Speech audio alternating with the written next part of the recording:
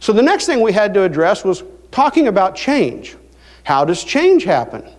And we realized that we'd always thought about change like this, a linear process. You know, and you remember the TQM movements that we had in the 1970s? They came along and said that the two companies, Toyota and Honda, managed to wreak havoc on an entire automotive industry just by implementing quality. If you put quality in place and you try to improve your job a little bit every quarter, the long term will take care of itself. Wow, does that ever sound good? And so we get some companies that go forward with the most ambitious quality program you've ever heard of, Six Sigma. Remember that? Measure everything. If you measure everything and you improve everything, nothing can go wrong. There was one company out of Chicago that championed Six Sigma harder than any other. They championed it so hard they created a school for Six Sigma, and they offered that schooling to other companies at little or no charge. They would teach you how to implement Six Sigma, and thereby you would be a forever successful company. Do you remember who that company was? Motorola. Wow, maybe quality isn't the only answer, right? So back to your pistols. Now this time, put the left hand over the top. There we go, right hand over the top now. Up, finger over the top. There you go. Put your other hand the way you had it. There. Now drop the right hand down. This is what change looks like. Long periods, sometimes not so long, depending on the industry you're in, to be honest, of incremental improvement.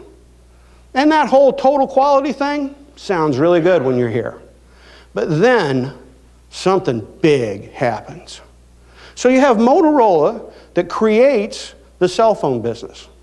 The leaders, you know, they created those radios that got us through World War II. The radios that went into our cars. Then they created the two-way radios that every policeman and fire person had.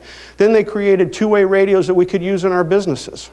They are so good at this that they invent the cell phone business as we know it today. We call it the cell phone business because of cell towers. And they had enough oomph behind this project, they not only created the handsets, they created the towers. They got the bandwidth. They went to the communities and the states and the federal government, and they got permission to create this entire ecosystem of phones. And they kept making better and better phones until something happened.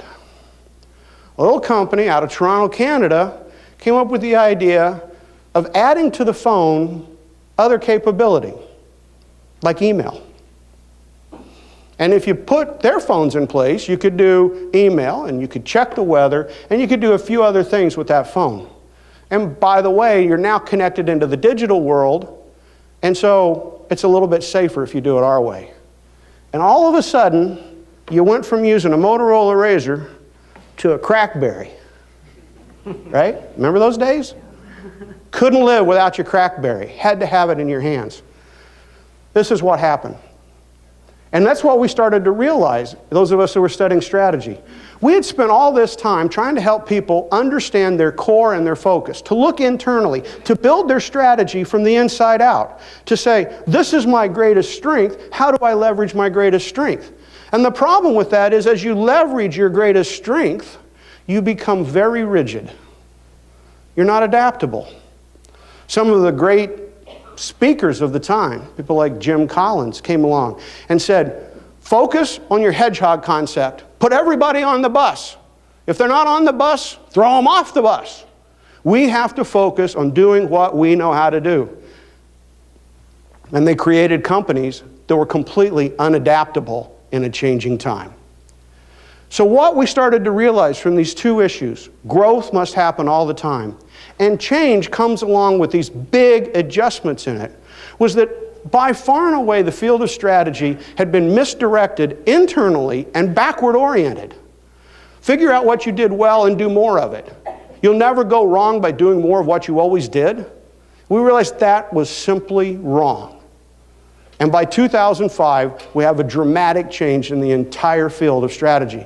And we realize that now we have to be much more externally focused. We have to look at the world around us and then develop the strategy. It doesn't come from within. It doesn't come from our background. It doesn't come from our natural resources. It comes from understanding the market. Because you can be the world's greatest horseshoer.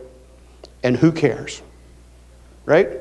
If you're not in step with today, if you're not in step with the trends, unfortunately, you're on that right-hand side of that curve.